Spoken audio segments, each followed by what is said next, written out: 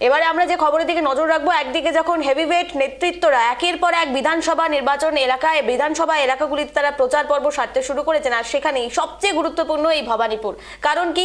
কারণ সেখানে একদিকে যখন তৃণমূল প্রার্থী হয়েছেন মমতা বন্দ্যোপাধ্যায়, অপরদিকে বিজেপি থেকে প্রার্থী হয়েছেন শুভেন্দু অধিকারী। আর সেখানেই আজ ভবানীপুরে মমতা বন্দ্যোপাধ্যায়ের রোড শো, তিনি প্রচার পর্ব সারতে শুরু করেছেন।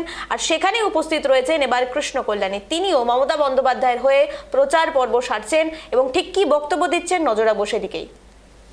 যতদূর পর্যন্ত আওয়াজ যাচ্ছে, আমি বিজেপির কর্মী নেতাদের, আমি কৃষ্ণ কল্যাণী চ্যালেঞ্জ করছি, তোমরা এসে প্রমাণ করো যে একটা প্রকল্প পশ্চিমবঙ্গে কেন্দ্র সরকার বিজেপি সরকার দিয়েছে। এরা 83% ট্যাক্স তুলে নিয়ে গেছে, একটা প্রকল্প দেয়নি। তার মানে 83% বাংলার ট্যাক্সের টাকা টোটালি হজম করেছে। এদের মতো ভ্রষ্ট দুর্নীতিবাদ সরকার ভারতবর্ষের মধ্যে আর এই বিজেপি দলের মতো নেই, যারা সাধারণ মানুষকে ঠগান, সাধারণ মানুষের অধিকার কেড়ে নেন। আর জানেন 2021-এ যখন আমাদের মাননীয় মুখ্যমন্ত্রী মমতা বন্দ্যোপাধ্যায় দ্বিতীয়বারের জন্য শপথ নিলেন, কেননা 2021-এ মমতা বন্দ্যোপাধ্যায় বলেছিলেন তৃতীয়বার সরকার গঠন হলে উনি লক্ষ্মীর ভান্ডার চালু করবেন। আর উনার সরকার হওয়ার কিছুদিন পরেই লক্ষ্মীর ভান্ডার চালু হলো, মায়েদের, দিদিদের, বোনেদের অ্যাকাউন্টে টাকা ঢোকা চালু হলো। আর এই বিজেপির নেতাদের বুকে ব্যথা চালু হলো।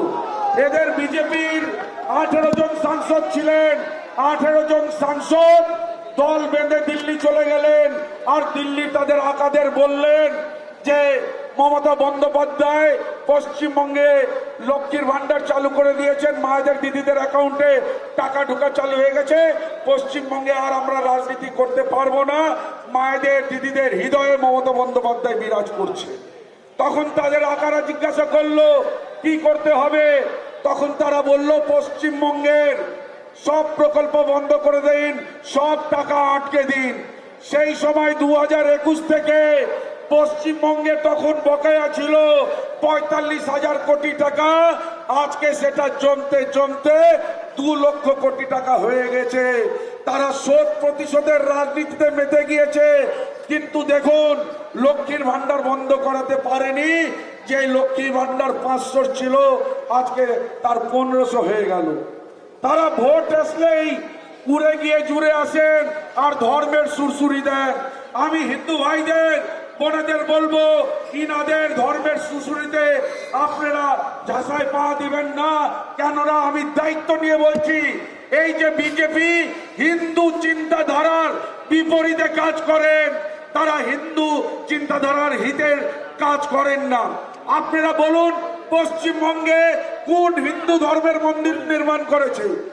আপনাদের মধ্যে কেউ যদি বলতে পারেন, আমি কৃষ্ণ কল্যাণী দায়িত্ব নিয়ে বললাম, যদি একটা হিন্দু মন্দির নির্মাণ করতে পারেন তাহলে আপনারা এসে বলুন।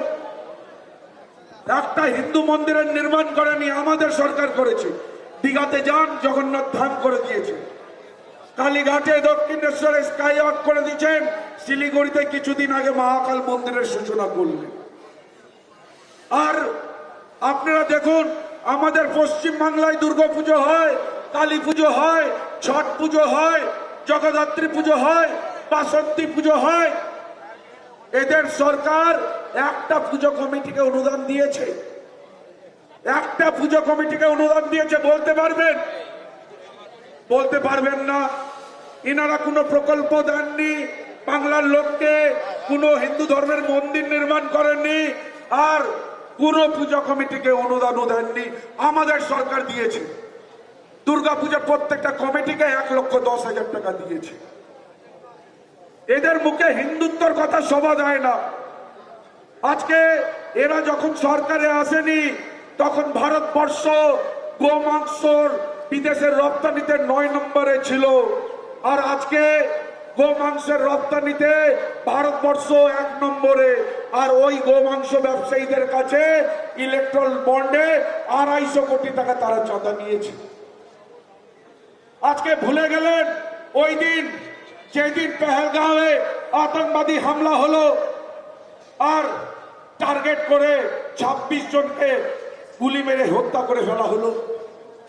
পুরো ভারতবর্ষ উত্তপ্ত হলো, একজোট হয়ে একটাই আওয়াজ উঠলো, পাকিস্তানকে উপযুক্ত জবাব দিতে হবে।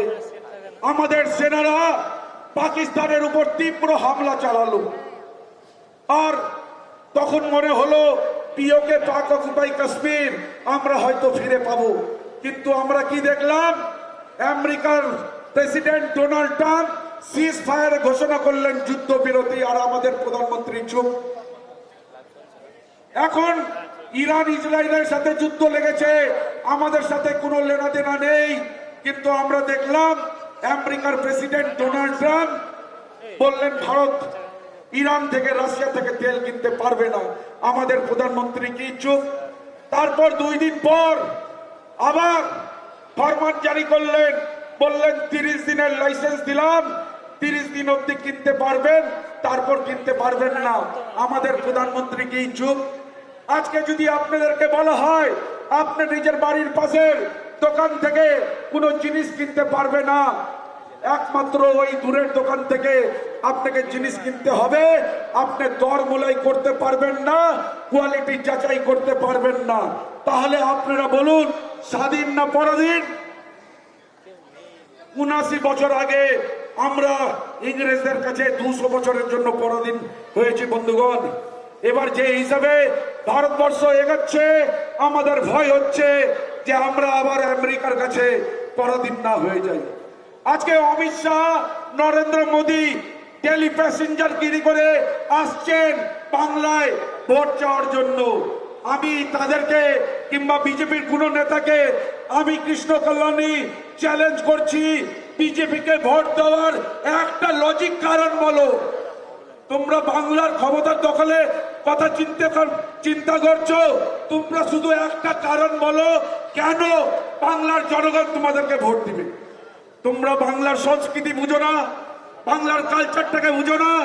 আজকে বাইরের থেকে দিল্লির নেতারা আসছেন, কবিগুরু রবীন্দ্রনাথ ঠাকুরকে বলেন রবীন্দ্র সন্ন্যাস, বীর সন্ন্যাসী স্বামী বিবেকানন্দকে বলেন উনি নাকি কমিউনিস্ট, আর আরএসএস এর হারমাত্রা ঈশ্বরচন্দ্র বিদ্যাসাগরের মূর্তি ভেঙে দেয়।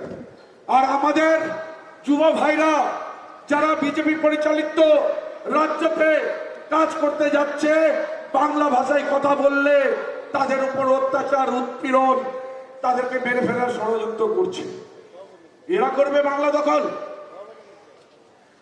আজকে প্রথম ফেজে যেটা 152টা নির্বাচন হয়েছে না, আজকে এরা উত্তরবঙ্গে গেলে বলে আমরা দক্ষিণবঙ্গ জিতছি, আর দক্ষিণবঙ্গে আসলে বলে উত্তরবঙ্গ জিতছি।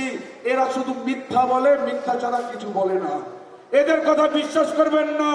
দেখুন জবে থেকে সরকারে এসেছে হয়রানি, হয়রানি ছাড়া আর কিছু দেয়নি।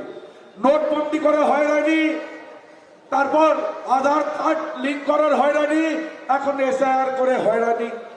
4 মে হয়তো রেজাল্ট বেরোবে, কিন্তু আপনারা জানেন এই বিজেপির দুর্নীতিবাজ সরকার আগেই একটা বড় স্ক্যান্ডাল করে দিয়েছে। আজকে পশ্চিমবঙ্গে যেটা 90 লক্ষ মানুষের নাম যেটা কাটা গিয়েছে এসআইআর এ, তাদের কি হবে জানেন? তাদের এরা ব্যাংক অ্যাকাউন্ট সিজ করবে, আর ব্যাংক অ্যাকাউন্ট সিজ হওয়ার পর যখন ওই গ্রাহক ব্যাংক থেকে টাকা তুলতে পারবে না, তখন ব্যাংকের কাছে যাবে, ম্যানেজারের সাথে কথা বলবে, আর ম্যানেজার বলবে কেওয়াইসি আপডেট করে নিয়ে আসো। কিন্তু ভোটার কার্ড না থাকলে কেওয়াইসি আপডেট কি করে হবে? টোটাল টাকাটা ফ্রিজ হয়ে যাবে, আর টোটাল টাকাটা দিল্লি এরা টেনে নিবে। এটা হচ্ছে এদের ষড়যন্ত্র। অনেকক্ষণ আগে বলেছিলাম যে বিজেপিকে ভোট দেওয়ার একটা কারণ, এখনো বলছি মাইকের আওয়াজ যত দূর পাচ্ছে, আপনারা একটা বিজেপির যে কোনো নেতা কর্মী, আমি এটাকে বন্ধুত্বপূর্ণ ভাবে নিব, একটা কারণ এসে বলে যাও ক্ষমতা থাকলে। তোমরা শুধু बोलो अराजकता हो रहा है। अरे 83% टैक्स आप ले रहे हो, एक योजना आप नहीं दे रहे हो, कोई मंदिर आप नहीं बना रहे हो, कोई भी पूजा कमेटी को आप अनुदान नहीं दे रहे हो, देश को मतलब पराधीन की तरफ आप भेज दिए हो। आप वोट मांगते हो बंगाल से, क्या कारण है? जो बंगाल की जनता आपको वोट देगी? एक कारण तो बोलो। बंगाल में आए हो, चुनाव लड़ रहे हो और तुम्हारे पास एक कारण नहीं है। आज कारण नहीं है। मैं अमित शाह जी को चैलेंज कर रहा हूं, जो एक कारण बताओ, फिर वोट मांगो। एक कारण तो होगा। आपके पास कोई कारण नहीं है। देखिए, इन लोग सिर्फ डिवाइड एंड रूल का राजनीति करते हैं। हमसे ज्यादा इनको कोई नहीं जानता दोस्तों। हम भी 2021 में बीजेपी से चुन के आए विधायक हुए, 6 महीना में दम घुटने लगा, वो दल को छोड़े और मामाटी मनुष्य की सरकार ममता दी के ये तृणमूल कांग्रेस में शामिल हुए। आज हम गर्व के साथ बोल सकते हैं, मैं बहुत अच्छा डिसीजन लिया। मैं अपने विधानसभा में 550 करोड़ का अभूतपूर्व काम किया हूं ममता दीदी के सहयोग से। आज जानते हैं पूरे बंगाल में इनके 14 एमपी है, 12 लोकसभा में, 2 राज्यसभा में। ये 14 एमपी का रिपोर्ट कार्ड क्या है? इनको टोटली अलॉटेड हुआ है 139 करोड़ रुपया फंड अलॉट हुआ है। और ये काम कितना किए हैं मालूम है? 16 करोड़ 64 टोटल काम किए हैं, 16 करोड़ 64 लाख रुपया। वेबसाइट चेक कर लीजिए। ये कर्म में भी परास्त है, धर्म में भी परास्त है। ये सिर्फ मार्केटिंग करना जानते हैं। इनका पैकिंग अच्छा है, लेकिन दोस्तों विश्वास करो, वो पैकिंग के अंदर में जो मटेरियल है, जिसके लिए आप वो पैकिंग को खरीद रहे हो, वो प्रोडक्ट में प्रोडक्टिविटी नहीं है। वो प्रोडक्ट घटिया प्रोडक्ट है, बहुत घटिया प्रोडक्ट है। आप लोग वो हर चीज चमकाता जो है, और हर चीज वो सितारा नहीं होता। लेकिन दोस्तों, वो चमक से दूर आइए और प्रैक्टिकल देखिए। आज बंगाल में आप बताइए क्या चीज की दिक्कत है? यहाँ पे हम लोग क्या पढ़ के बड़े हुए हैं? मोराया की बिंदे दुपी कुसुम, हिंदू मुसलमान, हिंदू तार नयन मुनि, मुस्लिम तार प्राण। क्या दिक्कत है? कोई दिक्कत नहीं है। इन लोग के नेता जो जो बोलते हैं हिंदू मुस्लिम करते हैं, इनके ज्यादातर नेता मतलब समझ लीजिए उनकी बेटी मुस्लिम से शादी की है, किसी का बेटा मुस्लिम से शादी किया है, किसी का जमाई। आज आप लोग जानते हैं हैदराबाद के ओवैसी सिर्फ साधारण एक एमपी है और हिंदू आदमी के मतलब ऊपर पिक्चर चढ़ाते हैं और उनको ये बीजेपी सरकार 8+ कैटेगरी का सिक्योरिटी देती है। एक मुख्यमंत्री का कॉन्वेंट लेके घूमता है। आप भूल गए वो हुमायूं कबीर हजारों करोड़ रुपए का डील किया, 200 करोड़ एडवांस भी लिया। इन लोग डिवाइड एंड रूल छोड़ के इन लोग कुछ नहीं करेंगे। मैं कृष्ण कल्याणी आप लोग से दरखास्त करूंगा, ये धर्म का जो नाकाब है इसको खोलिए। ये ना धर्म के लिए है, ये दल ना कर्म के लिए है। तो हमारी मुख्यमंत्री अभी जस्ट पहुंचने जा रहे हैं, पहुंच ही गई है। हम उनका कन्वे देख रहे हैं। हम लोग सब कोई उनका स्वागत करते हैं।